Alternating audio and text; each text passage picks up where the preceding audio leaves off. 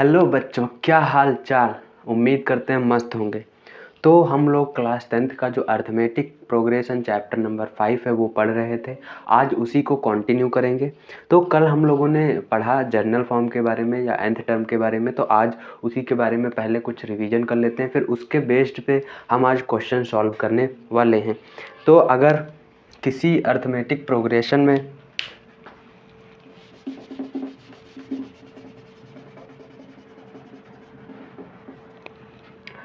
अगर कोई arithmetic progression है तो उसका जो फर्स्ट टर्म होता है उसको हम ए से रिप्रेजेंट करते हैं, उसको फर्स्ट टर्म बोलते हैं। और जो अर्थमेटिक प्रोग्रेशन में कॉमन डिफरेंस निकल के आता है उसको हम स्मॉल डी से रिप्रेजेंट करते हैं। तो इन एन ए पी अगर ए दिया हुआ है और डी दिया हुआ है तो हम उससे अर्थमेटिक प्रोग्रेशन बना सकते हैं। तो लिखेंगे इफ़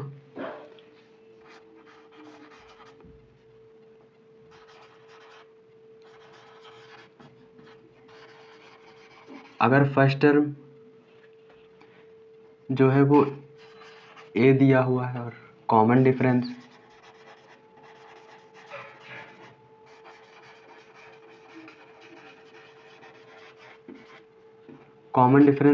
डी दिया हुआ है, तो जो अर्थमेटिक प्रोग्रेशन बनेगी, तो जो ए पी फॉर्म होगी वो कुछ इस फॉर्म की होगी, ए कॉमा ए प्लस डी कॉमा ए प्लस 2d कॉमा ए प्लस 3d कॉमा ए प्लस 4d चलती जाएगी। कल ये हम लोगों ने पढ़ा था जनरल फॉर्म होती है अर्थमेटिक प्रोग्रेशन, अगर उसका फर्स्ट टर्म ए है, कॉमन डिफरेंस डी है, तो जो हमारी अर्थमेटिक प्रोग्रेशन बनेगी वो पहला टर्म ए होगा, फिर ए प्लस डी होगा, फिर ए प्लस 2d, फिर ए प्लस 3d, उसके बाद ए प्लस 4d, और ऐसे ही ये कंटिन्यू चलती जाएगी। अब बात करते हैं कि इसका nth टर्म क्या होगा। अगर हम आपसे पूछे कि इसका फर्स्ट टर्म क्या होगा किसी भी एपी का, तो फर्स्ट टर्म जो होता है वो ए होता है। फर्स्ट टर्म निकालने के लिए ए प्लस, तो यहाँ से ए ही आया। अगर सेकंड टर्म पूछे तो ए प्लस डी आ जाएगा, ये फर्स्ट टर्म है। ये फर्स्ट टर्म हमारा ए निकल के आया, ये हमारा सेकंड टर्म है।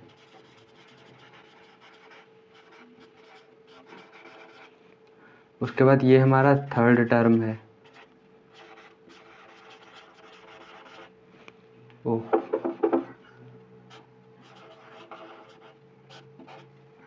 थर्ड टर्म जो हमारा आएगा वो ए प्लस 3d आएगा, या इसको सॉरी 2d आएगा, ए प्लस 2d आएगा, या इस। और उसके बाद अगर हम आपसे पूछे कि nth टर्म कौन सा होगा, जो यहाँ पे टर्म होता है उसका 1 यहाँ पे माइनस हो जाएगा। अगर हमें डॉट डॉट चल के nth टर्म फाइंड करना है तो a plus n minus 1 into में d, ये हमारा nth टर्म होगा। और जो हमारा nth टर्म का फार्मूला निकल के आया था वो भी यही आया था, a plus n minus 1 into में d।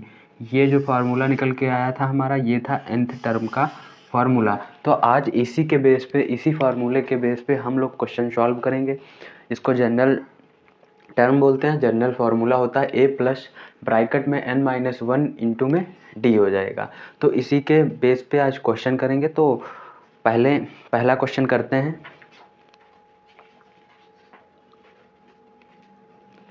तो पहला एकदम बेसिक से स्टार्ट करेंगे, तो इसको इरेज कर देते हैं और ऊपर फार्मूला लिख देंगे और यहीं से क्वेश्चन की शुरुआत करते हैं।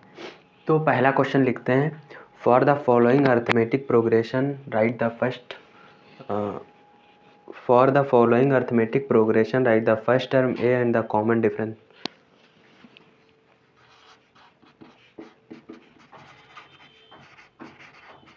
फॉर द फॉलोइंग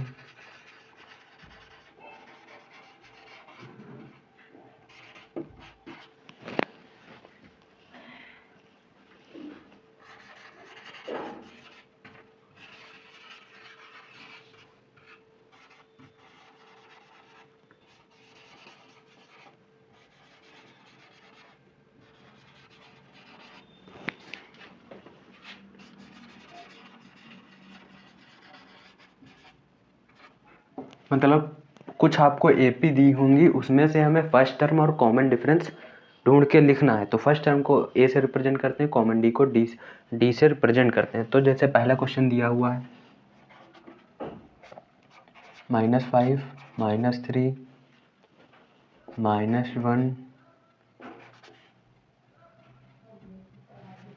1 3 चलता जा रहा है। तो इसमें एक क्वेश्चन ये है, दूसरा क्वेश्चन जो हमारा वो है 7 9 11 13 15 17 चलता जा रहा है। तो तीसरा क्वेश्चन है वो हमारा 28 25 22 19 16 चलता जा रहा है। फिर हमारा चौथा जो क्वेश्चन है वो है -6 -8 -10 -12 चलता जा रहा है। फिर एक हमारा जो क्वेश्चन है वो है 2 के बाद हम ले लेते हैं 7 12 17 21 चलता जा रहा है। अब हमें इस क्वेश्चन में बोला गया है for the following AP find the first term and common difference. मतलब हमें ये एपी दी हुई है, इसमें हमें फर्स्ट टर्म और कॉमन डिफरेंस ढूंढ के लिखना है कि इसका फर्स्ट टर्म कौन सा है और कॉमन डिफरेंस कौन सा है। तो आइए पहला जो क्वेश्चन है इसमें हम फर्स्ट टर्म मतलब ए से रिप्रेजेंट करते हैं और ए इसमें हमारा फर्स्ट टर्म -5 है तो लिख देंगे -5। अब डी जो है वो रिप्रेजेंट करते हैं कि कॉमन डिफरेंस क्या है। तो कॉमन डिफरेंस निकालने वाले के लिए नेक्स्ट टर्म से उसके प्रीसीडिंग टर्म को का डिफरेंस निकालेंगे, जो निकल के आएगा वही उसका कॉमन डिफरेंस होगा। तो अब ये एपी पहले से दी हुई है तो हमें और कुछ चेक करने की ज़रूरत नहीं है। तो -3 माइनस डिफरेंस निकालेंगे और एक माइनस पहले से, मतलब -3 + 5 तो यहाँ से +2 का आ गया। मतलब यहाँ से जो d की वैल्यू आई है वो 2 आ गई है पहले क्वेश्चन में। मतलब पहले क्वेश्चन में जो फर्स्ट टर्म आया -5 और जो डिफरेंस निकल के आ रहा है वो 2 का निकल आ रहा है। अब इसी प्रकार हम क्वेश्चन नंबर 2 में करेंगे। जो इसमें फर्स्ट टर्म निकल के आया है, फर्स्ट टर्म की वैल्यू यहाँ पे 7 है और जो हमारा कॉमन डिफरेंस है, कॉमन डिफरेंस यहाँ पे निकल के आ रहा है 9 - 7 यानी कि 2। यहाँ पर भी कॉमन डिफरेंस 2 निकल के आ रहा है। फिर हम तीसरे क्वेश्चन में इसी प्रकार चेक करेंगे। जो ए की वैल्यू है, ए यहाँ पे फर्स्ट टर्म होता है, फर्स्ट टर्म यहाँ पे 28 है और कॉमन डिफरेंस देखेंगे कितना रहा है। अब कॉमन डिफरेंस निकालने के लिए इसमें ऐसा नहीं करना कि 28 से हम 25 माइनस करें तो गलत हो जाएगा। 25 से 28 करेंगे, हमेशा नेक्स्ट वाली टर्म से उसके पीछे वाले टर्म को का डिफरेंस लेते हैं। तो या तो 25 - 28 कर लो या 22 - 25 कर लो, कॉमन डिफरेंस निकल के आ जाएगा, सेम सबका आएगा।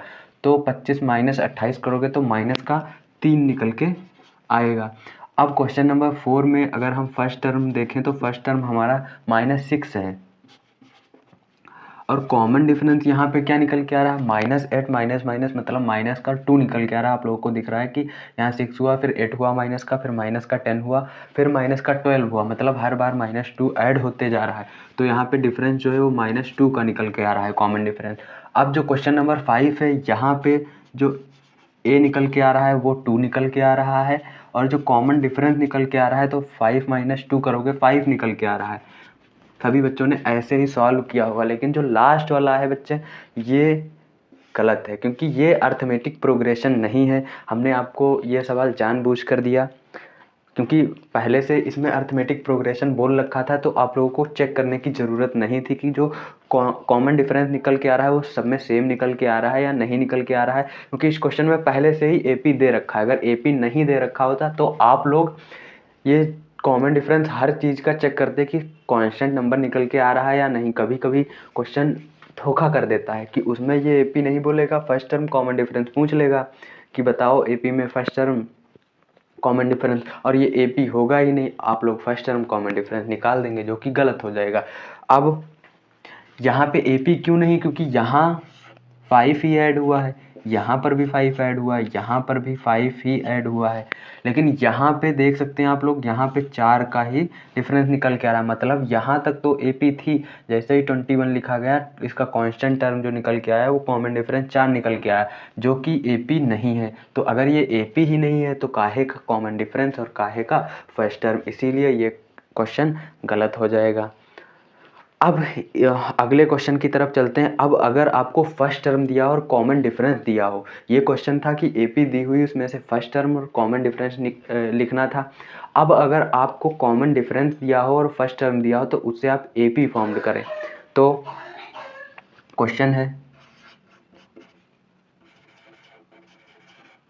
Right the AP if first term A and common difference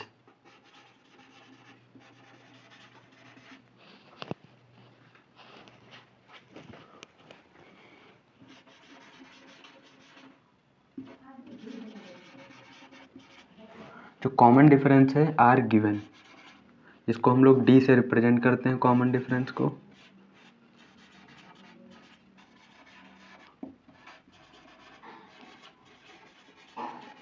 given below.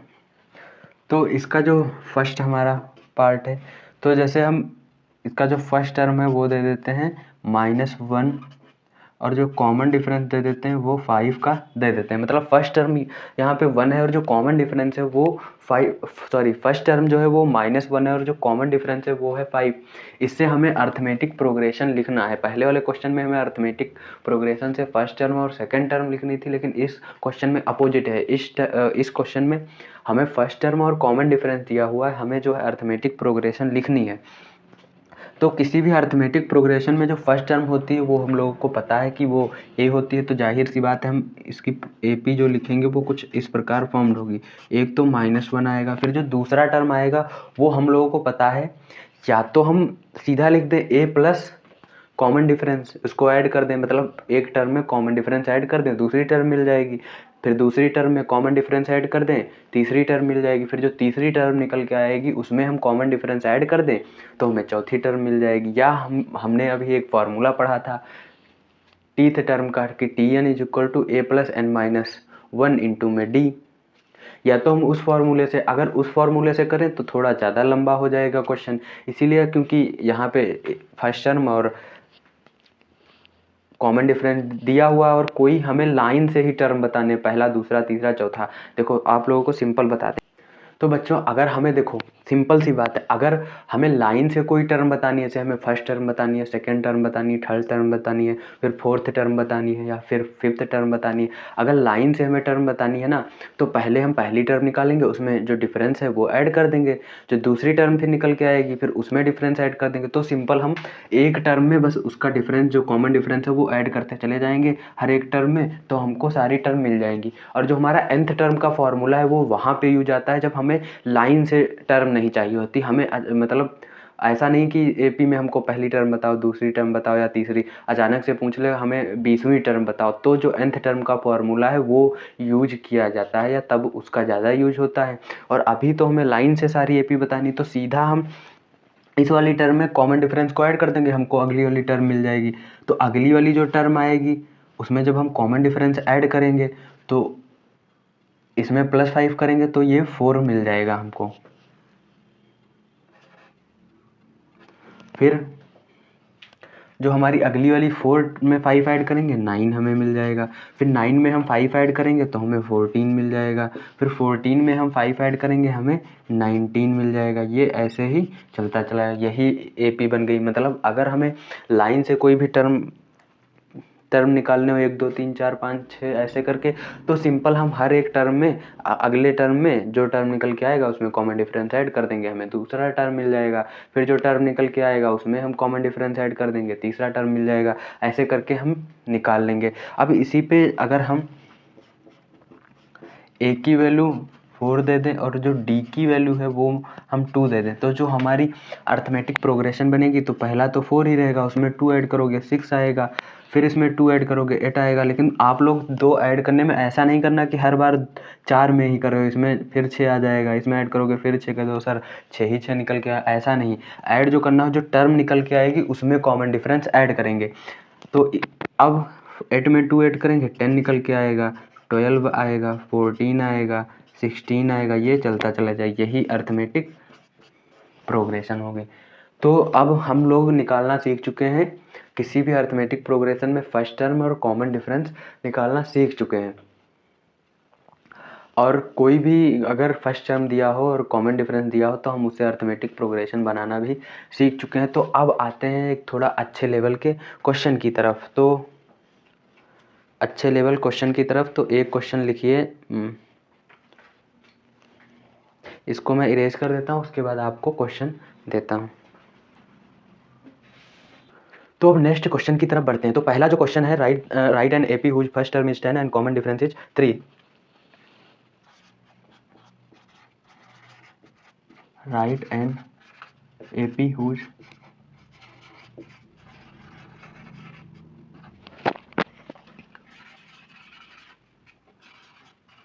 इसका पहला टर्म है वो 10 दिया हुआ है एंड कॉमन डिफरेंस 3 है।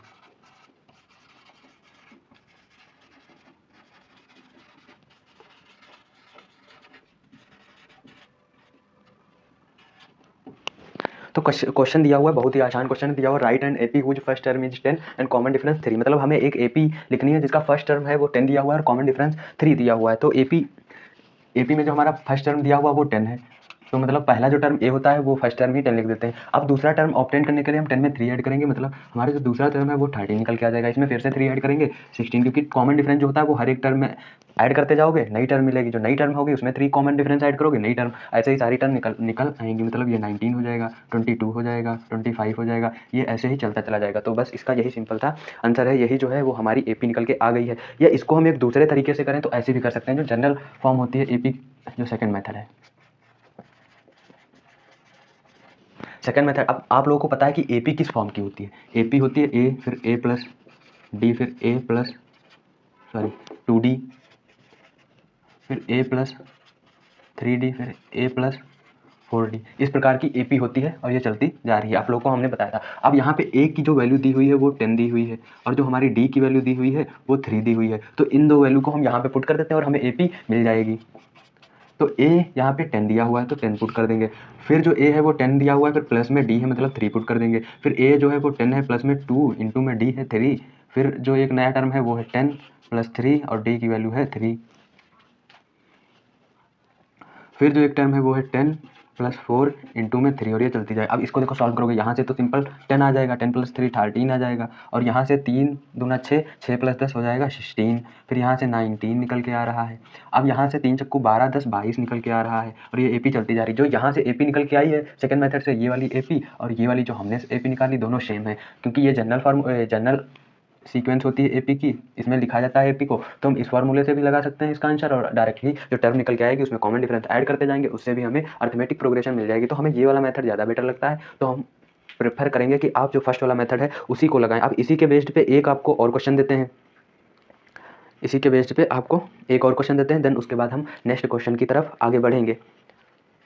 तो क्वेश्चन लिखिए, write the AP whose first term is 4 and common difference. Question same है, बस यहाँ पे जो फर्स्ट टर्म, क्वेश्चन जो ऊपर वाला है वही नीचे वाला है, बस जो फर्स्ट टर्म है यहाँ पे जो फर्स्ट टर्म ए की वैल्यू दे रखी है वो 4 दे रखी है और जो डी की वैल्यू दे रखी है वो -3 दे रखी है। मतलब अब कुछ नहीं, हमें ए पी ही फाइंड करनी, जो पहला टर्म है वो यहाँ पे 4 है और डी जो है वो -3 है। तो हम चाहेंगे कि इसको फर्स्ट वाले मेथड से लगाएं। तो अगर हम फर्स्ट वाले मेथड से लगाएंगे तो हमारा जो पहला टर्म निकल के आएगा ए पी का, सोल्यूशन में जो हमारा पहला टर्म निकल के आएगा ए पी में, वो फर्स्ट टर्म मतलब 4 हो जाएगा। फिर उसमें हम कॉमन डिफरेंस को ऐड करेंगे, अगर हमें नेक्स्ट टर्म फाइंड करना, तो इसमें जब 4 में हम प्लस ऐड करेंगे कॉमन डिफरेंस मतलब -3, तो आ जाएगा 1। उसके बाद 1 में जब हम +3 1 में ऐड करेंगे जब हम -3, तो हमारे पास निकल के आएगा -2। M I right?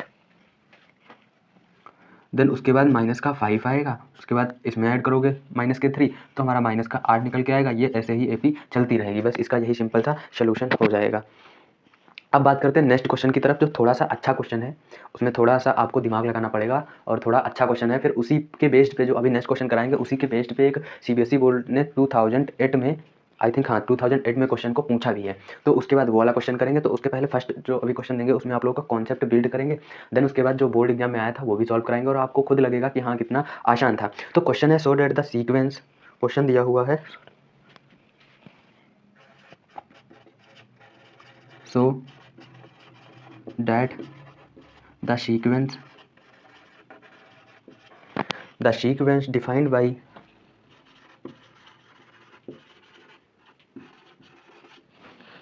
by an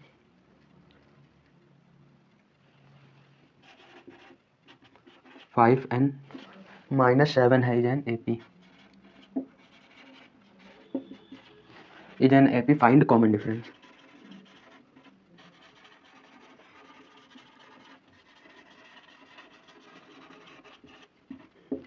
question है हमें जो सीक्वेंस है वो कोई भी सीक्वेंस है जो डिफाइन की जा रही है, उसका जो nth टर्म का फॉर्मूला दिया हुआ है 5n-7 जो कि AP है, हमको फाइंड करना है कि कॉमन डिफरेंस उसका फाइंड करना है। मतलब AP का ये जनरल फार्मूला दिया हुआ है कि इससे AP निकलेगी और हमें कॉमन डिफरेंस निकालना है। तो इसको निकालने के दो तरीके हैं। पहला तो तरीका देखो, कॉमन डिफरेंस निकालने के लिए हम क्या करते हैं, जो टर्म होती है उसके प्रीसीडिंग टर्म से डिवाइड कर सॉरी डिफरेंस निकाल लेते हैं, तो हमारे पास कॉमन डिफरेंस निकल के आ जाएगा। यहाँ पे फॉर्मूला nth टर्म का दिया हुआ है कि 5n-7 है। तो अगर हम कॉमन डिफरेंस निकालना चाहिए पहले वाले मेथड से अगर चाहें तो ऐसे निकाल सकते हैं कि n की वैल्यू हम एक बार 2 पुट कर दें, और जब n की वैल्यू 2 पुट करेंगे तो n की वैल्यू मतलब हमारा सेकंड टर्म की वैल्यू निकल के आ जाएगी कि हमारा सेकंड टर्म कौन सा है। उसके बाद n की वैल्यू हम 1 पुट करेंगे तो हमारा फर्स्ट टर्म निकल के आ जाएगा कि फर्स्ट टर्म का कौन सा है। तो हम सेकंड वाले टर्म से फर्स्ट वाले टर्म को सब्ट्रैक्ट कर देंगे तो जो निकल के वैल्यू आएगी वो हमारी कॉमन डिफरेंस होगी। ये हमारा पहला मेथड है। तो पहले इसको हम पहले वाले मेथड से सॉल्व करते हैं। तो जो हमारा फर्स्ट मेथड है,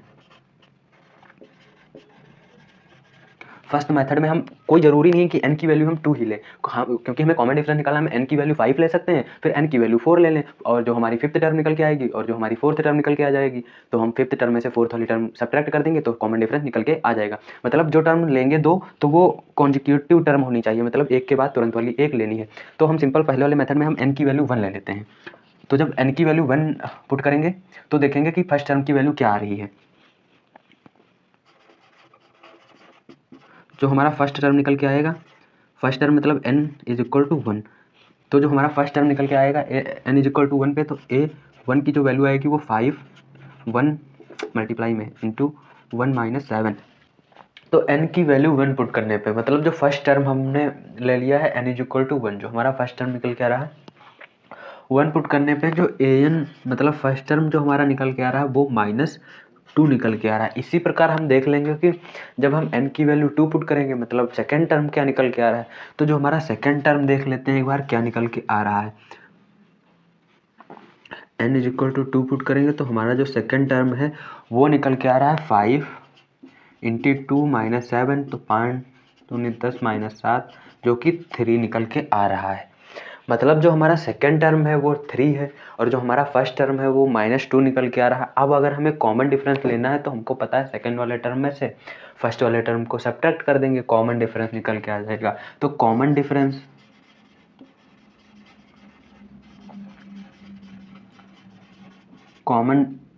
निकालने के लिए हम जो सेकेंड वाला टर्म है उससे फर्स्ट वाले टर्म को सब्ट्रैक्ट कर देंगे। तो जो हमारा सेकेंड वाला टर्म है वो 3 निकल के आया और जो फर्स्ट वाला टर्म है वो -2 निकल के आया। तो इसको 3 माइनस, और यहाँ एक माइनस पहले से है क्योंकि कुछ बच्चे गड़बड़ कर देते हैं, ये माइनस लगा देते हैं, सोचते हैं ये वाला माइनस हो गया तो आंसर गलत आ जाएगा। ये माइनस सब्ट्रैक्ट का है और ये वाला माइनस इस 2 के पास है, तो इसको भी हम ऐसे ब्रैकेट के, तो माइनस माइनस प्लस हो जाएगा +2। मतलब जो कॉमन डिफरेंस है वो 5 निकल कर आ चुका है। मतलब यहाँ पे आप लोग देख सकते हैं जो कॉमन डिफरेंस निकल के आया है वो 5 निकल के आया है। ये जो हमारा फर्स्ट मेथड का अप्रोच है। अब बात करते हैं सेकेंड मेथड पे। अब आ जाते हैं सेकेंड मेथड पे। उसके पहले में जो ऊपर वाला लिखा हुआ है उसको हम इरेज कर देते हैं। तो बच्चों, तो इसका जो फर्स्ट मेथड है वो हो चुका है। इस वाले मेथड से। अब जो सेकंड मेथड है वो भी सेम प्रकार का मेथड है, बस उसमें हम क्या करेंगे कि जो n की वैल्यू है इसमें हमने पुट करके निकाली है, उसमें हम लोग पुट नहीं करेंगे। तो थोड़ा सा आप लोगों को वो डिफ़िकल्ट लगेगा, लेकिन डिफ़िकल्ट नहीं है, डिफ़िकल्ट इसलिए लगेगा क्योंकि उसमें हम वेरिएबल्स के साथ खेलेंगे। इसमें हमने n की वैल्यू सिंपल पुट कर ली, एक बार 2 पुट कर ली, एक बार 1 पुट कर ली, जो हमारा दूसरा टर्म निकल के आया उससे पहले वाले टर्म को सब्ट्रैक्ट कर दिया, कॉमन डिफरेंस हमारा निकल के आ गया।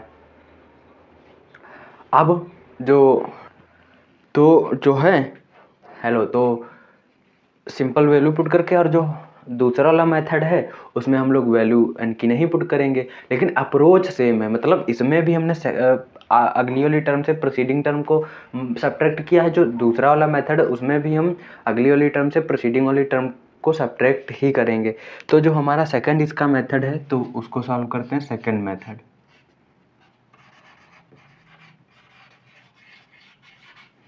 सेकंड मेथड जो an की वैल्यू दी हुई है वो 5n-7 दी हुई है। मतलब an मतलब यहाँ पे कोई भी टर्म हो सकता है, कोई डिफाइन टर्म नहीं कि 20वां टर्म है या 30वां टर्म। मतलब इसकी मदद से हम 20वां या 30वां टर्म निकाल सकते हैं। nth टर्म का फार्मूला दिया।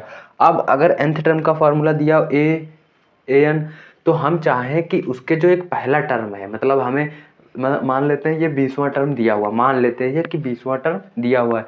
अब हमें 19वां टर्म चाहिए तो n-1 कर देंगे। तो सिंपल हम जो ये वाला टर्म है इसके एक पिछला टर्म ले लेंगे, उसको हम बोलेंगे n-1, क्योंकि उससे एक सब्ट्रैक्ट कर दिया n से तो उसका पिछला वाला टर्म आ जाएगा।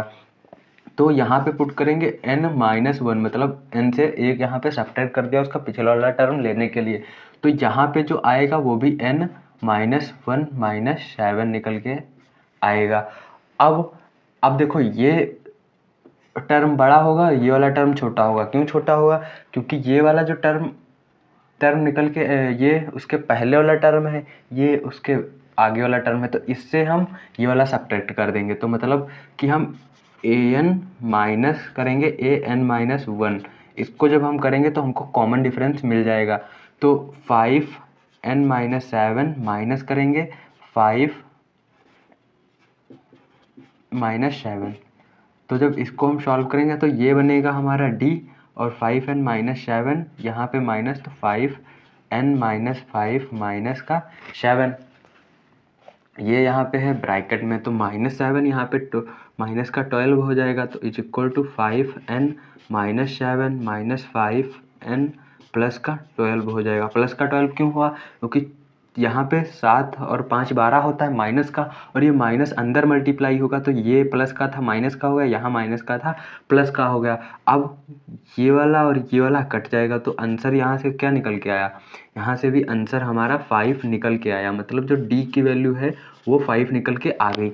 अगर d की वैल्यू 5 निकल के आई है, देखो यहाँ पे n कोई नहीं आया, मतलब ये इंडिपेंडेंट ऑफ n है। इसका मतलब ये राइट आंसर निकल के आया, कॉमन डिफरेंस इसका इंडिपेंडेंट ऑफ n है। तो हम बोल सकते हैं जो ये अर्थमेटिक प्रोग्रेशन है, अगर कॉमन डिफरेंस n पे डिपेंड होता तो हम बोल सकते थे कि जो वो अर्थमेटिक प्रोग्रेशन नहीं होगी। अगर यहाँ पे इसका कॉमन डिफरेंस n पे डिपेंड करता तो हम वो उसी में डिपेंड करेगा जो अर्थमेटिक प्रोग्रेशन नहीं होगी। जो अर्थमेटिक प्रोग्रेशन होगी तो उसका जो कॉमन डिफरेंस निकल के आएगा वो इंडिपेंडेंट होगा n से। तो यहाँ पे देखो कॉमन डिफरेंस 5 निकल के सेकेंड वाले मेथड से आया है, और जो हमारा फर्स्ट मेथड है वहाँ से भी कॉमन डिफरेंस हमारा 5 निकल कर आया है। तो आप लोग बताएं कि आपको कौन सा मेथड अच्छा लगा, फर्स्ट वाला मेथड ज़्यादा अच्छा लगा या सेकंड वाला मेथड अच्छा लगा है। हम तो यही कहेंगे कि जो फर्स्ट वाला मेथड है उससे आप क्वेश्चन सॉल्व करें, आसानी से हो जाएंगी। सेकंड मेथड भी अच्छा है बट फर्स्ट मेथड थोड़ा ज़्यादा बेटर है। सेकंड मेथड का भी यूज सही है और आप लोग लगा सकते हैं, कोई दिक्कत या परेशानी नहीं है। अब इसी के बेस पे इस वाले फार्मूले या आप इस चीज़ सेकंड मेथड से भी क्वेश्चन लगा सकते हैं और फर्स्ट मेथड से भी क्वेश्चन लगा सकते हैं। तो इस पे एक CBSE बोर्ड में 2008 में क्वेश्चन आया था, हम उसको करवाते हैं और आप लोग खुद उसको अब सॉल्व कर लेंगे। तो पहले इसको इरेज कर देते हैं। तो ये क्वेश्चन दिया हुआ the nth term of an AP is 6n+2, find the common difference. मतलब हमें nth टर्म AP का जो है वो दिया हुआ है 6n+2 और हमें कॉमन डिफरेंस फाइंड करना है। ये CBSE बोर्ड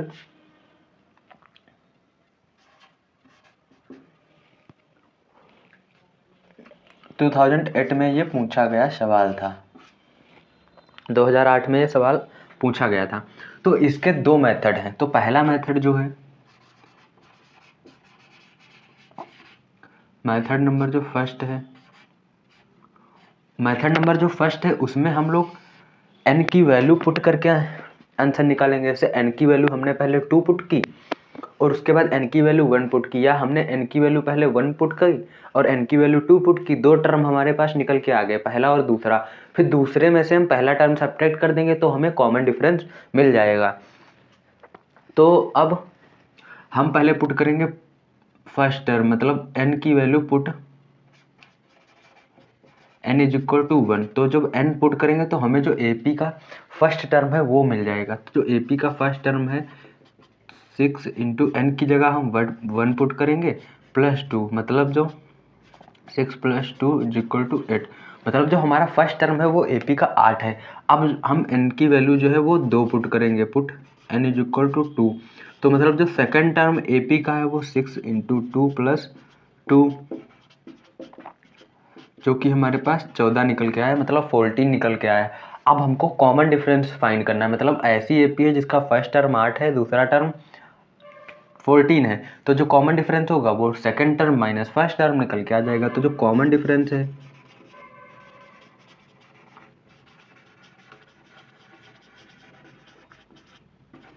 कॉमन डिफरेंस जो A2 माइनस A1, मतलब दूसरा वाला टर्म में से पहला वाला टर्म सब्ट्रैक्ट कर देंगे तो कॉमन डिफरेंस निकल के आ जाएगा। दूसरा वाला टर्म 14 है माइनस पहला वाला टर्म 8 है, तो जो आंसर निकल के आया वो 6 निकल कर आया। इसका आंसर फर्स्ट वाले मेथड से 6 निकल के आया, जो कि एकदम राइट है। अब अगर हम सेकंड मेथड से करें इसी को, अगर सेकंड मेथड से करें तो सेकंड मेथड से इधर करते हैं। सेकंड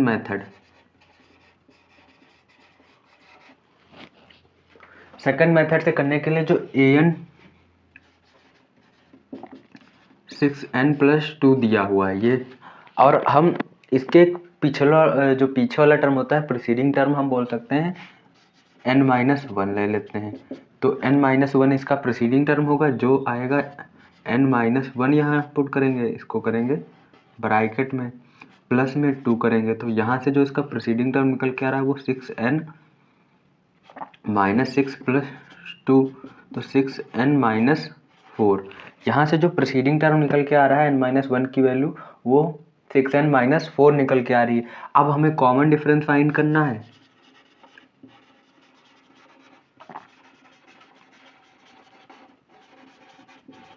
कॉमन डिफरेंस होता है an माइनस an-1, मतलब जो टर्म लेंगे उससे प्रीसीडिंग टर्म का डिफरेंस निकालेंगे तो वो हमारा कॉमन डिफरेंस निकल के आ जाएगा। तो an की वैल्यू यहाँ पे 6n प्लस 2 दी हुई है, फिर माइनस लगाएंगे, फिर जो an-1 की वैल्यू निकल के आई है उसको हम लिखेंगे 6n माइनस 4, तो प्लस 2। अब ये जो माइनस है ये अंदर जाएगा तो ये माइनस 6n हो जाएगा और ये प्लस का 4 हो जाएगा। इसका मतलब ये माइनस और प्लस कट जाएगा, 6 निकल के आ गया। यहाँ से भी 6 निकल के आया, यहाँ से भी 6 निकल के आया, मतलब आंसर तो हमारा मैच हो गया और आंसर यही राइट भी है। कॉमन डिफरेंस 6 ही निकल के आएगा इस एपी का। अब ये वाला सवाल 2008 में पूछा गया था सीबीएसई बोर्ड में। सोचो कितना आसान सवाल था, बहुत टफ नहीं था, बहुत ही आसान। अब आप चाहे फर्स्ट मेथड से कर लें इसको, चाहे तो सेकंड मेथड से कर लें, जो आपको मेथड अच्छा लगे या जिससे आपको ज़्यादा सही अच्छे से समझ में आया है तो आप वो वाला मेथड यूज़ कर सकते हैं। दोनों ही मेथड सही है, कोई भी कट नहीं करेगा सवाल को। तो अब आगे क्वेश्चन की तरफ बढ़ते हैं। ये वाला क्वेश्चन उम्मीद करते हैं समझ में आ गया होगा। आपको जो मेथड पसंद आया है उसको एक बार कमेंट बॉक्स में ज़रूर बताएं कि आपको फर्स्ट वाला मेथड अच्छा लगा या सेकंड वाला मेथड अच्छा लगा। अब बात करते हैं नेक्स्ट क्वेश्चन की ओर। तो नेक्स्ट क्वेश्चन जो है वो इन एन एपी जो nth टर्म है या तीथ टर्म है जिसको डिनोट करते हैं वो दिया हुआ है 2n प्लस 1, और हमको फाइंड क्या करना है। फाइंड करना है जो पहला वो ए फाइंड करना है, फिर जो दूसरा क्वेश्चन है वो हमको फाइंड करना है T10, और जो दूसरा है वो टर्म हमको 25 फाइंड करना है, और जो ये तीसरा क्वेश्चन जो चौथा क्वेश्चन है वो हमको T100 फाइंड करना है। ये 4 सवाल करने हैं। देखो बोला गया है एपी में जो है वो उसका nth टर्म का फॉर्मूला 2n+1 दिया हुआ है या इस फॉर्म में दिया हुआ है। हमें उसका फर्स्ट टर्म बताना, ए जो कि फर्स्ट टर्म होता है, तो इसको सॉल्व करने के लिए ए का मतलब होता है n की वैल्यू 1 क्योंकि फर्स्ट टर्म होता है। तो जब यहाँ पे ए की वैल्यू 1 पुट करोगे मतलब a1 = 2 × 1 + 1 जो कि निकल के आएगा 2 + 1 जो कि निकल के आएगा 3। मतलब इसका जो ए की वैल्यू निकल के आई वो 3 निकल कर आई है। अब जब हम टेंथ मतलब 10th टर्म की वैल्यू फाइंड करेंगे तो 2n की वैल्यू 10 पुट करेंगे, 10 + 1 तो यहाँ से 20 + 1 जो कि 21 निकल कर आएगा। अब बात करते हैं कि जब हमको 25 टर्म चाहिए होता है, 25वां टर्म चाहिए होता है, तो हम n की वैल्यू यहाँ पे सिंपल 25 पुट कर देंगे और आंसर निकालेंगे। जैसे 2 × 25 + 1 जो कि 51 निकल के आ जाएगा। अब हमें 100वीं टर्म की वैल्यू फाइंड करनी है, तो n की वैल्यू यहाँ पे 100 पुट करेंगे और हमारा आंसर निकल के आ जाएगा। बस इतने ही आसान है, कोई दिक्कत या ये तो क्लास 2nd 4th वाले भी कर लेंगे। इतने आसान सोचो, n की केवल वैल्यू पुट करनी है, बस आंसर निकल के आ जाएगा। तो ये वाला क्वेश्चन सॉल्व हो चुका। अब एक दूसरा क्वेश्चन देते हैं, उसको सॉल्व कीजिएगा आप लोग। जैसे यहाँ पे हम एक क्वेश्चन देते हैं, यहाँ पे क्वेश्चन है 1, 5, 9, 13, 17, 21 और ये चलता जा रहा है। हमको फाइंड करना है nth टर्म। फाइंड क्या बोल सकते हैं, is an AP find its nth term. ये क्वेश्चन जो ये वाला है ये जस्ट अपोजिट है इसका। इसमें nth टर्म दिया हुआ था और हमको टर्म बताने थे, इसमें हमको एपी दी हुई है और हमको इसमें nth टर्म का फॉर्मूला बताना है। तो nth टर्म का फॉर्मूला तो आप लोगों को पता ही है। nth टर्म का आप लोगों को फॉर्मूला तो पता ही है, a + n-1 इंटू में d होता है और ये अर्थमेटिक प्रोग्रेशन दी हुई, इसमें nth टर्म फाइंड करना है। तो देखो a की वैल्यू यहाँ पे 1 दी हुई है, कॉमन डिफरेंस हम लोग निकाल लेंगे 5 - 1 जो कि 4 आ रहा है, 4 निकल के आ रहा है। अब हमको nth टर्म फाइंड करना है तो an = हमको पता है 1 + n-1 और d होता है। अब देखो a की वैल्यू हमें पता है, d की वैल्यू पता है, पुट कर देंगे। a की वैल्यू 1 है, प्लस में n-1 और d की वैल्यू 4 है। 1 प्लस इसको अंदर मल्टीप्लाई करेंगे तो 4n हो जाएगा, -4 हो जाएगा। तो 4n - 3 क्योंकि ये प्लस का ये माइनस का 4 तो -3, यही nth टर्म का फार्मूला हमारा निकल के आ चुका है। देखो इतना आसान सवाल था, बस इसमें a और d की वैल्यू पुट करनी थी, हमारा nth टर्म का फार्मूला निकल के आ गया। अब इस वाले nth टर्म के फार्मूले से हम किसी भी टर्म की वैल्यू निकाल या कोई सा भी हम टर्म निकाल सकते हैं। जैसे हमको nth टर्म का फार्मूला मिल गया कि 4n - 3 है, मतलब ये nth टर्म का हमें फार्मूला मिल चुका है। अब कोई भी क्वेश्चन इसका क्यों ना, अब हमसे कोई पूछ ले कि 100वां इसका टर्म बताओ, तो हम इसमें बस n की जगह 100 पुट करेंगे, हमें 100वां टर्म मिल जाएगा। बोला कि 105 नंबर पे जो टर्म आएगा वो बताओ, तो 10n की वैल्यू 5 पुट कर देंगे। अब कोई पूछ ले 200 टर्म की वैल्यू बताओ कि 200 टर्म पे कौन सी वैल्यू आएगी, तो हम इसको n की वैल्यू 200 पुट करेंगे और देख लेंगे कि क्या वैल्यू निकल के आ रही है उस टर्म पे। तो इस वाले फार्मूले से हम किसी भी टर्म की वैल्यू निकाल सकते हैं। तो अब अगले क्वेश्चन की तरफ चलते हैं। वो क्वेश्चन है in an AP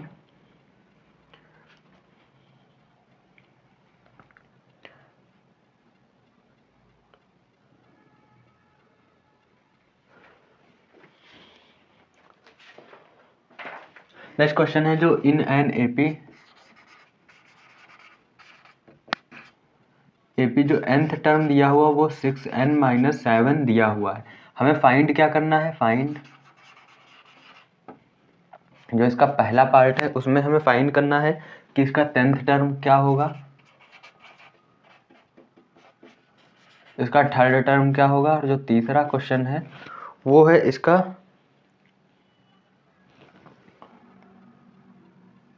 first term क्या होगा, और जो चौथा क्वेश्चन है इसका 50th टर्म कौन सा होगा, 15वां टर्म कौन सा होगा।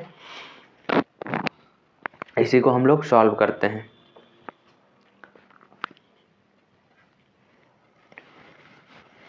तो ये क्वेश्चन दिया हुआ है कि क्वेश्चन पूछ रहा है कि in an AP nth term का जो फॉर्मूला दिया हुआ है 6n-7 दिया हुआ है। फाइंड हमें करना है कि इसकी 10th टर्म फाइंड करनी है कि 10th टर्म कौन सी होगी, थर्ड टर्म कौन सी होगी, फर्स्ट टर्म कौन सी होगी और 15th टर्म कौन सी होगी।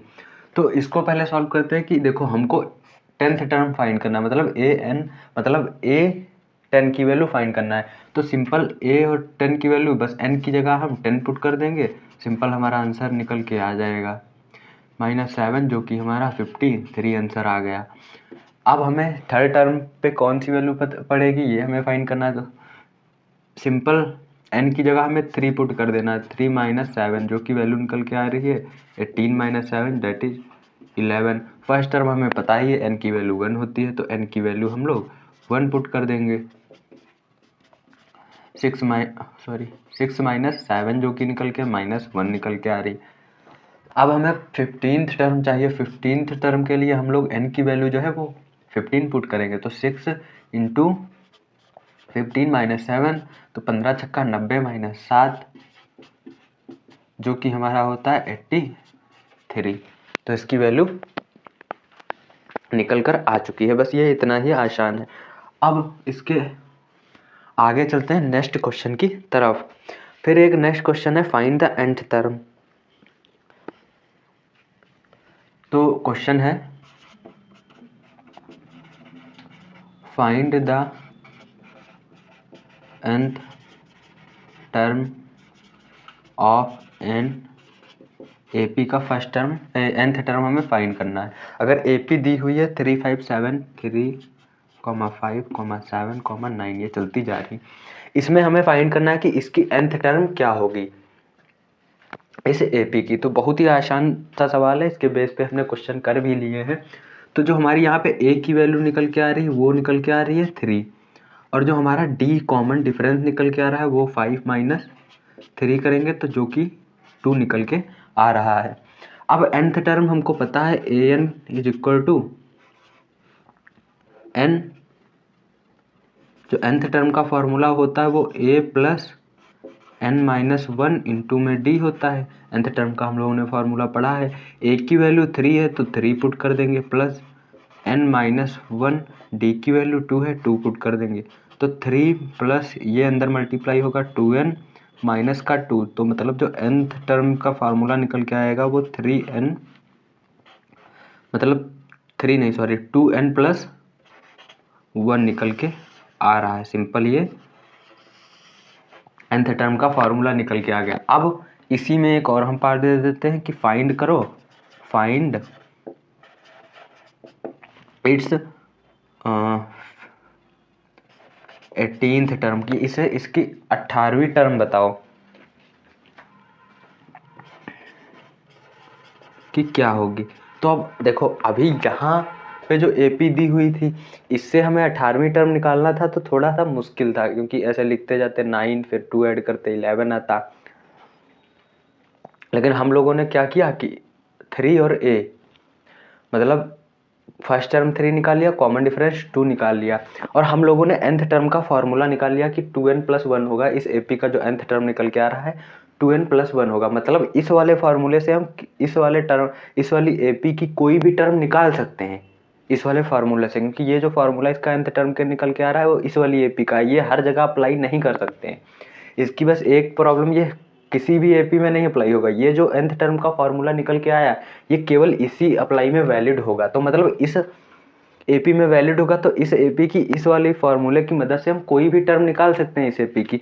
तो 18th टर्म हमें निकालनी है, तो बस 18th टर्म निकालने के लिए जो n की वैल्यू है उसको हम 18 पुट कर देते हैं, सिंपल निकल के आ जाएगा, इंटू 18+1, 31+1 इज इक्वल टू 37। मतलब इसकी जो 18वीं टर्म निकल के आएगी वो 37 निकल के आ रही है इस वाले फार्मूले से। और ये फार्मूला एकदम सही भी है, लेकिन ये formula is only valid for this AP, केवल इसी AP के लिए वैलिड है।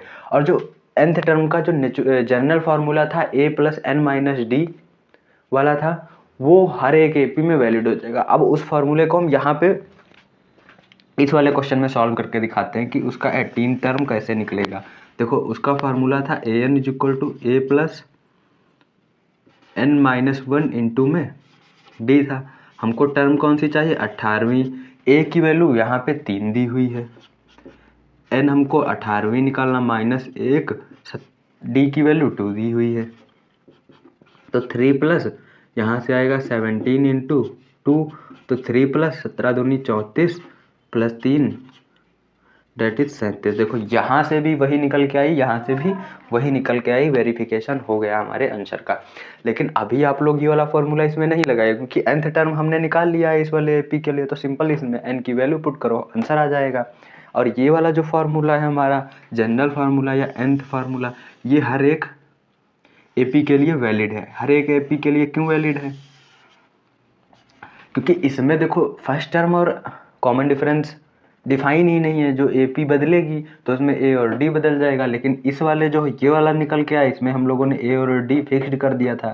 तो जो फार्मूला nth टर्म का निकल के आया, इसीलिए ये इस वाली AP के लिए, इसमें A भी बदल सकता है, D भी बदल सकता है। AP बदली मतलब हम यहाँ A चेंज करेंगे, D चेंज करेंगे, इसीलिए ये वाला फार्मूला हर AP में वैलिड है। और ये वाला जो फार्मूला आया भी है वो इसी फार्मूले से तो आया है। देखो यहाँ पे मैंने लगाया, बस इसमें वैल्यू पुट कर दी, क्योंकि हमें nth टर्म चाहिए था, इसीलिए हमको nth टर्म यहाँ से मिल गया।